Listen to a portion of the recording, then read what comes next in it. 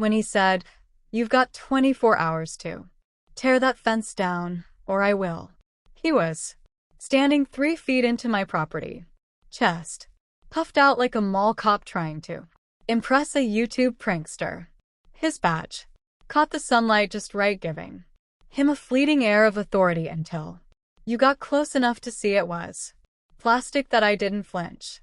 I just leaned casually against the fence he hated so much, took a slow sip of my sweet tea, and said evenly, "You sure you want to threaten a federal land agent, buddy?" The way his eyes popped open, you'd think I had morphed into a T-Rex. But to understand how we got here, I have to take you back a few weeks to a ridiculous story that somehow managed to get even more satisfying as it unfolded. 3 weeks before that confrontation, I had moved into what was supposed to be a quiet rural neighborhood just on the edge of town. Big lots, wide streets, no fast food wrappers rolling across the sidewalks. After 12 years working for the Bureau of Land Management, I thought I had seen every kind of land dispute imaginable. Cattle fights, water wars, even a guy once trying to claim eminent domain over a taco truck. None of it prepared me for what happened in my own front yard. The property was a dream. 2 acres of wide open freedom bordered by a patch of wild land on one side and a tidy cul-de-sac of identical suburban houses on the other. No weird covenants. Clean title, peace of mind. The fence I built wasn't anything fancy, just a sturdy wooden perimeter to keep my dog Buck from chasing deer or terrorizing UPS drivers. I double-checked the county records, marked the survey lines myself, and made sure not a single board strayed onto anyone else's property. Oh, imagine my surprise when, not even 48 hours after driving the last nail, a man I had never seen before showed up on my doorstep. He wore khakis, aviator sunglasses, and what I later realized was a remarkably convincing fake badge. He didn't introduce himself. He just thrust a laminated card into my face and barked, "You violated Section 7A of the Neighborhood Structural Code. This fence needs to come down immediately." I blinked. "Section what now?" His arms crossed tightly. "The HOA regulations. You didn't submit a fence plan." I took a long theatrical look around. What HOA? Thus began my unforgettable acquaintance with Travis, the self-appointed enforcer of a homeowners association that, according to every public record I could dig up later that night, didn't actually exist. No articles of incorporation, no charter, nothing. Travis was as legitimate as a monopoly banker, but he sure believed in his own power. And he wasn't alone. Enter Linda, the sort of neighbor who saw herself as the moral compass of the entire community. You could practically smell the passive aggression wafting off her perfume. She introduced herself by letting me know she assumed I was just renting based on my lack of front yard landscaping. Her yard looked like a florist had exploded. Across it, immaculate rose bushes, garden gnomes at every corner, and one of those live, laugh, love signs that made my teeth ache just looking at it. The next morning, Linda showed up at my fence. Travis in tow, arms folded, lips pursed.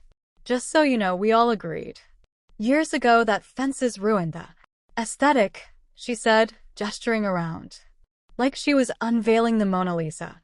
"We don't have an HO," I replied calmly. "Well, we have community standards." She snapped out a tea first. I laughed it off. Bored neighbors, I figured. Playing suburban sheriff, I smiled, waved, and went back inside, but it escalated. Typed notes in all caps started appearing on my door, citing things like annoying compliance and final warning. Buck's barking became more frantic at night, and one morning, I found my trash cans tipped over. Then came the cameras. First, a brand new security cam nailed to a tree and straight into my backyard. Then another. And another. I spotted one duct taped to Linda's attic window. That's when I realized this wasn't neighborhood bickering. It was full-blown delusion, armed with surveillance tech. Still, I didn't push back right away. In my line of work, you learn. Don't argue with crazy. Let it get loud enough to document. Oh, I documented dates, times, videos, even the wording on Travis's citations. 1 week later, he knocked on my door again, this time dressed in a navy polo with community patrol stitched across the chest, a utility belt sagging, with a walkie-talkie pepper spray, and what looked suspiciously like an old parking meter key. You've ignored multiple warnings, he said, voice steady like he was reading from a teleprompter. If this fence isn't removed in 24 hours, I will personally remove it. I leaned against the fence, smiling. You sure you want to do that? Absolutely. That's when I pulled out my real badge, the kind issued by the U.S. Department of the Interior. I'm a federal land agent, I said quietly. And what you're doing is impersonating law enforcement. For the first time, Travis's bravado cracked. His Adam's apple bobbed like it was trying to escape his throat. Behind the hedge, Linda gasped so loudly she dropped her binoculars that I closed the door, laughing to myself. But I knew it wasn't over. The next morning I stood, surveying my fence with a cup of coffee. Everything looked normal until I spotted the muddy boot prints leading up to one of the posts. Buck doesn't wear shoes. That I crouched down. Someone had loosened the post just enough that the next strong wind would twist the whole structure. This wasn't random vandalism. It was sabotage. Game on. I went full investigative mode. Installed motion. Activated trail cams. Placed discreet markers to detect tampering.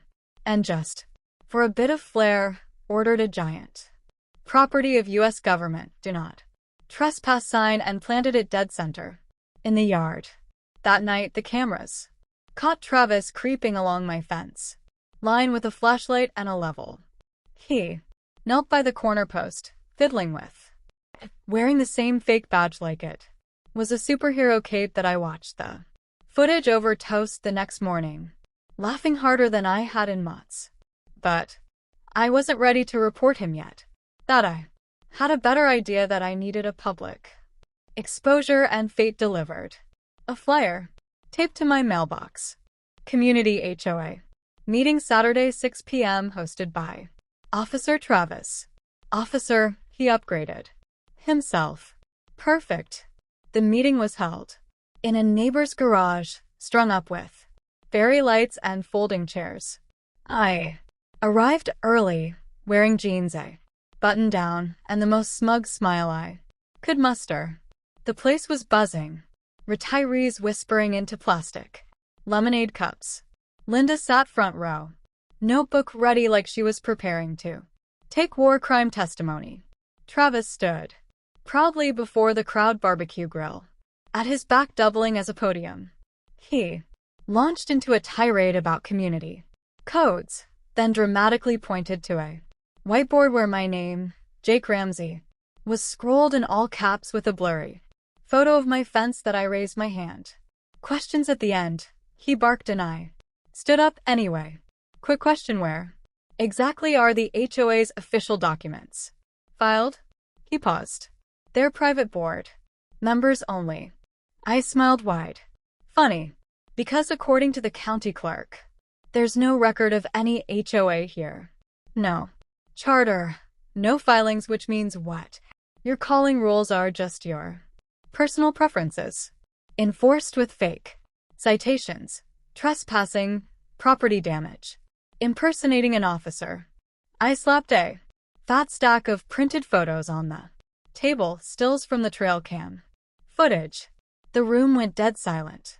Someone let out a low whistle. Linda dropped her pen. An older veteran crossed his arms and said, "So you're saying there ain't no HOA?" "There's no HOA. I said, "There's just Travis." Travis sputtered, tried to salvage it, talked about standards and property values, but the crowd wasn't buying it. Linda tried to chime in, only to be asked why she had cameras pointed at my yard. She sat down hard that I left the meeting with my fence intact and my dignity soaring. But it wasn't over. People like Travis don't just slink away. They regroup. 2 nights later, Buck went berserk at 3 a.m. I grabbed my flashlight and ran outside just in time to see 2 silhouettes sprinting into the woods behind my property point. 3 fence panels were down. 1 shattered, another hanging by a single nail. The 3rd charred at the bottom like someone had tried to set it on fire. This wasn't a prank. It was war. I documented everything. Photos, videos, a full incident report. And at dawn I called an old friend at the Bureau of Land Management that we had a saying, boundaries aren't just lines in the dirt. They're federal business. And Travis had just crossed one. With a blowtorch, the investigation moved fast. Turns out Travis had a colorful history. Harassment complaints, a ranger warning at a state preserve, even an old arrest that had mysteriously vanished from public records that we set the trap. Saturday afternoon, sunny, loud hammering noises, new fence posts going up, bait left in plain sight. Sure enough, here came Travis, boots crunching over gravel. "You were warned," he growled. That I straightened up slowly, rag in hand. "You sure you want to do this? This is your final violation," he barked, waving another fake citation and stepping over my property line. That's when the black SUV rolled up. 2 plainclothes agents stepped out, badges ready. I flash my own badge again. "You're under federal investigation, Travis. Impersonation, trespassing, property damage." He turned pale. "You don't know who I work for," he muttered as they cuffed him. That I laughed softly. "Neither do you." As they drove away, the neighborhood watched in stunned silence. But Travis's last words stuck with me. Days later, I received a letter. No return address. Inside, a photo of Travis standing in front of a government buoy.